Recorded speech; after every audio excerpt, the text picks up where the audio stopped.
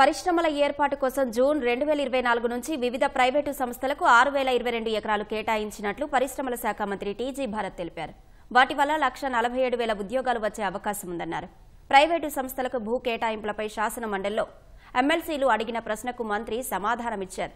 Speed of doing business అమలు చేయడం వల్ల 15 నెలల్లో 11 లక్షల కోట్ల పెట్టుబడులకు ఎంఓయూ చేసుకున్నామని మంత్రి స్పష్టం చేశారు.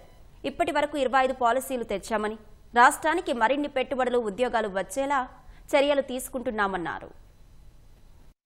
మొత్తం 596 ఇండస్ట్రియల్ పార్క్స్ ఉన్నాయి అధ్యక్ష. టోటల్ 1,45,502 ఎకర్స్ లో ఉంది. ఇండస్ట్రియల్ పార్క్స్, ఆటో నగర్స్, MSME parks, IT parks, undeveloped land parcels, land acquisition, bulk land parcels అని చెప్పి టోటల్ 596 పార్క్స్. ఎక్స్టెంట్ వచ్చి 1,45,502. రెండో ప్రశ్నకి అవును అధ్యక్ష, రిజర్వ్ చేశాము 16.2% ఎస్సీలకి అండ్ 6% ఫర్ ఎస్టీస్కి. మూడో ప్రశ్నకి సమాధానం మొత్తము 2,334 ప్లాట్స్ ఇవ్వడం జరిగింది అధ్యక్ష.